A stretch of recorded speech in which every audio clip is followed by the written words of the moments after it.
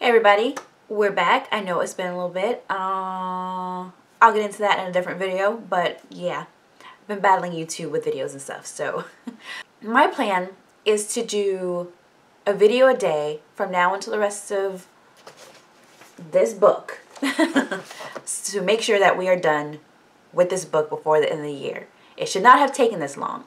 I know, I hear you, I understand. It should not have taken this long. I'm ashamed of myself. A little bit, not really. But yeah, I want to have it done before the end of the year so I can go ahead and start book 2 the way I want to, like vlog style do it. And yeah, let's just do it. We are on Jon's chapter. Jon, Sam, some of the Night's Watch, and Commander Mormont are out in the north of the wall, and they have found the bodies that Ghost had led them to, where he found the hand, not decapitated hand, the severed hand. They're looking at the bodies, and Mormont is wondering how the hell this happened. Jon is realizing how dumb he was, because if he had been with them, he would be dead too. The dogs are not happy about being around these bodies at all. They're like restless and wanting to run away. Ghost is the only one who's not scared because he's a wolf, not a dog. Jon, this is an interesting paragraph. I kind of felt like it was misplaced, but he had a dream the night before where he was laying in the bed and he was back in Winterfell down the crypts, and all the vaults started to open and the dead started coming out of them, and he woke up scared. So he's having dreams about the dead rising, kind of like, you know, Bran obviously and Rickon did in the show, but they never really explained or explored Rickon having dreams either, and now obviously in the books Jon is having them as well. So I'm wondering if they're going to talk more about that, because it didn't ever come up much in the show. Like Bran was a three-eyed raven, but we obviously know they showed in the show Rickon having those visions too, at least in the first year. They didn't say anything else after the first season of Game of Thrones, but yeah, I'm wondering if they're going to show that more. So they're all looking at the men. Sam is afraid to look at the bodies, and Jon's like, you know, Mormont's watching you. Everyone's here. Look at the bodies. Mormont says that one of the men has a horn, and obviously either he didn't sound the horn or the people at the wall didn't hear the horn, so somebody fucked up somewhere. And someone points out that the wildlings have access too, and he's like, are you saying that the wildlings did this so close to the wall? That's kind of unlike them. Mormont says if Ben Stark had come under a wildling attack, he would have run back to the wall and gotten more men. And then someone says unless he was attacked too. And of course that hurts Jon's soul because that's his uncle. So Sam's looking at the bodies and he's like, something's wrong here. Ghost took this hand from this man right here, but the blood isn't running, it's old. If it was a fresh wound, then blood would still be coming out of it, but it's like old and coagulated and crusty and everything. Not even coagulated, it's just like crusty. He's like, these bodies have been here for a while, but they aren't rotting. There's no magnets. There's no maggots. There's no smell. You know, something's obviously not right here. Dwyn, whatever, looks over and says, and notices that the men have blue eyes, and he's like, these guys have blue eyes. I don't remember them having blue eyes before. They were brown, and they're all like, what the fuck? Someone says they should burn them, but Mormont wants to bring the bodies back to Castle Black so that the Maester Aemon can examine them. Riding back to the castle, and Jon is remembering all those stories that Nan used to tell her about the others, and he's, you know, he's kind of putting it together that, oh shit, some stuff's happening. So they get back to the castle, and Mormont turns around and tells Jon that he did a good job, and then he turns to Sam and says, you're fat, but you're not stupid. You did good back there, which is good. Yay. Like, Sam needs praise from somebody, because obviously we know his dad never gave it to him, so the fact that the commander told him that he did good, like, that has to be like, yeah, I feel better now. You know, at least he feels like he has a place. I'm hoping. I'm speculating, but I'm sure that's how he feels. So back in Castle Black, Pip comes up to Jon and tells him that the king is dead, and Jon's like, how do you know? And he says one of the guards overheard Mr. Aemon get a letter saying that the king is dead, and he's like, I'm sorry, I know he was a friend of your father's. Jon is thinking back to the last time that he saw his dad, and he told him that he would tell him about his mom. He's like, next time I see him, I'm definitely going to ask him about my mom. I don't care if I'm a grown man now, I want to know. Jon goes to find Mormont to see if he needs anything, and Mormont is in his room and tells him to pour 2 cups of wine, one for himself and one for Jon. Jon's like, for me? What are you talking about? And Mormont tells him he has news. It's not good. He tells him that the king is dead and that his father, Ned Stark, has been charged with treason. And the word is that he plotted with Robert's brothers to overthrow his son, Joffrey. You know what I mean. Mormont says, you know, he doesn't know if it's true or not. He's going to send a letter, but either way, he's a good lord. Joffrey can't behead him or kill him or whatever. He needs to send him to the wall because that would be good. They need good men like Ned Stark at the wall. I never even thought about the people at the wall waiting for Ned Stark to get there. You know, I had, like, of course, from the show, we're seeing it all mostly from King's Landing's perspective. But, like, I didn't think about them being like, oh, hey, Ned Stark is being charged with treason. He might be coming here. That could be good for us. I don't know. I mean, and that would have been good because he would have been with Jon. Jon asks about his sisters because Sansa and Arya were there. And Mormont says that the letter didn't mention them at all. And he's like, listen, I know it's your family, but don't do anything stupid. And Jon's like, he's thinking in his head, but this is my father. He's like, Mormont's like, I know what you're thinking, but don't do anything stupid. Your duty is here. You've sworn to stand by us or whatever. You can't go anywhere. Anyway, he says, Jon, you can go, you know, to your room. I don't have any more need for you today. And tomorrow we'll write the letter to King's Landing to hopefully persuade Joffrey to, you know, send Ned to the castle black. So he's walking around and with Ghost, and he's realizing, like, the girls don't even have their wolves to comfort them anymore because Lady's dead and Nymeria's off in the wilderness being all crazy. This is why I love books so much. Because this is aside from everything. I always say, like, even though I love Game of Thrones, I'm not taking anything away from the show whatsoever, but there are so many little details or thoughts that you never get from TV shows or movies when they're translated from books. And that's why I kind of call them, like, really well-made fan fiction, because it's an interpretation of the book that they can put on screen as best they can. But there's so much there's always so much detail in books that you just don't get on TV shows. Like, we didn't have the part of Jon thinking about his sisters and them not having the wolves and all that stuff. Anyway. So Jon goes to the common room, and his friends are waiting for him. They tell him that they asked the Septon to light a candle for his father because everyone in that place knows about Ned Stark. They know that he would never be a traitor. And then, of course, Sir Alisher comes in and sees Jon and mumbles to himself, not only a bastard, but a traitor's bastard. This motherfucker. Like, he has had it in for Jon since the first day he was there. I get that Jon was, like, a good fighter and he thought he knew things that he didn't, but, like, this motherfucker,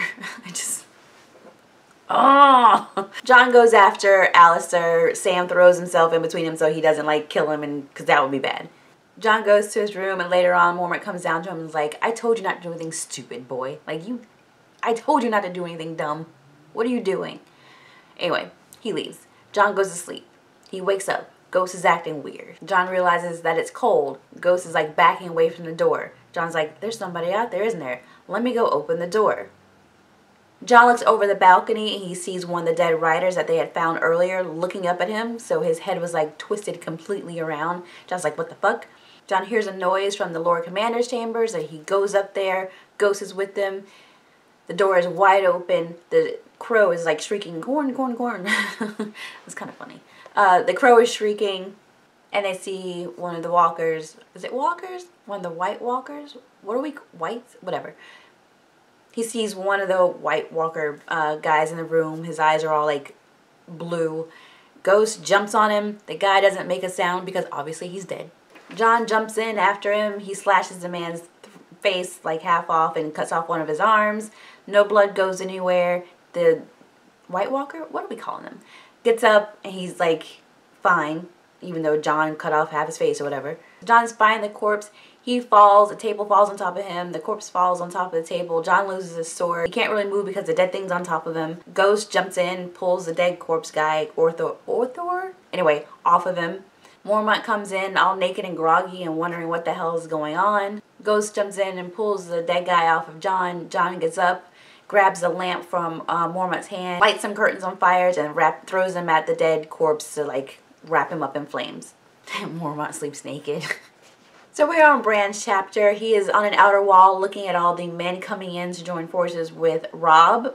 The Karstarks are walking in. They have 300 men on horse and another 1,000 on foot. Everyone's coming in and joining at the nearby town. He wants to go with Robb down there to greet the men and check out what's going on, but Robb won't let him, obviously. Bran asks Maester Luwin how many men it is now, and he says it's about 12,000. Bran asks how long it's going to be before they start to march, and he says not very much longer because the town is getting full to the brim. They can't hold very many more people for very long. Bran says he wants to go visit the Godswood and the Hodor can take him. Maester Luwin made him like a basket fashioned after the baskets the women used to carry wood. I just thought it was funny that Hodor carries him on his back, and Bran said that sometime Hodor forgets that he's there, so he like bashes his head and stuff on the walls or on the ceilings, which is hilarious. Like, Hodor is so big that you forget you have a whole human on your back that you're carrying. That's hilarious. So Bran is at the Godswood and he's praying for Robb to not have to leave. Rickon has not taken the news well that Robb is leaving. He's like, he's a little boy. He doesn't want his big brother to leave,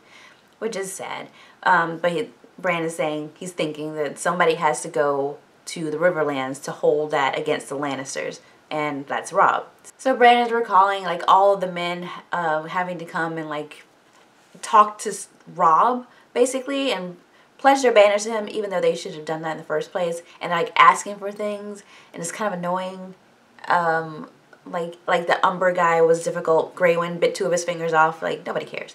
It's just funny. Like, they all know Ned Stark and they all are kind of pledged to serve him, and they should do it anyway, but they're all asking for things.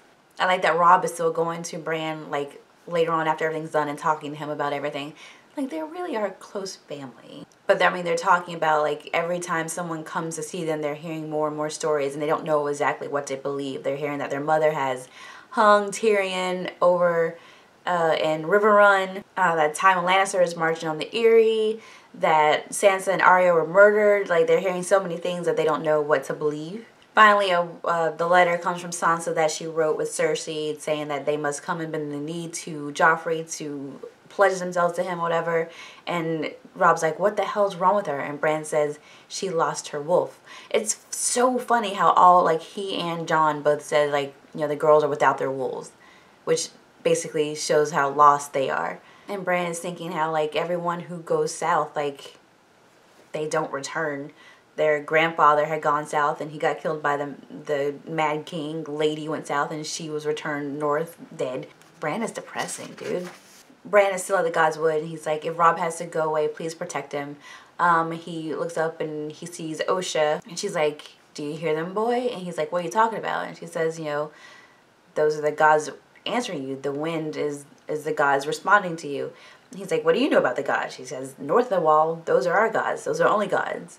And when you hear the wind, that's them responding to you. Bran asks her what the gods are saying, and she says that the gods are not going to help your brother, not where they're going. She says the old gods have no power in the south because their weirwoods were cut down down there, so how can they have power in a place where they can't see? So Hodor heard them talking. He comes running up to see them. He's all naked because he was like swimming in the water pool or the pool, whatever. And Bran's like, Hodor, cover up.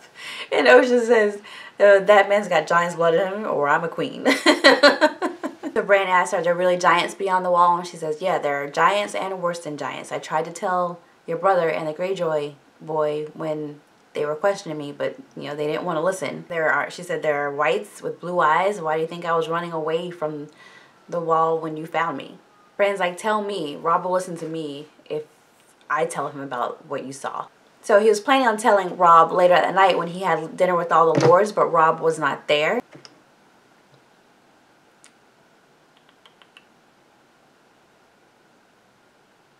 So Bran is announced instead, and he hears the other lords talking about him, saying that he's broken and that they would rather, you know, die than live their life like that. And it kind of insults Bran because he doesn't want to be like Bran the Broken. He wants to be a knight. And Maester Luwin says, you know, you could be a knight of the mind, so to speak. If you're a maester and you wear a chain, there's no limit to what you can do or what you can learn. And Bran says he wants to learn magic because the raven told him that he was going to learn how to fly. Maester Luwin says, I can learn you a lot. I can learn you. Maester Luwin says, I can teach you a lot of things, but I cannot teach you magic. That doesn't happen anymore. And Bran's like, the children of the forest had magic, so why can't I?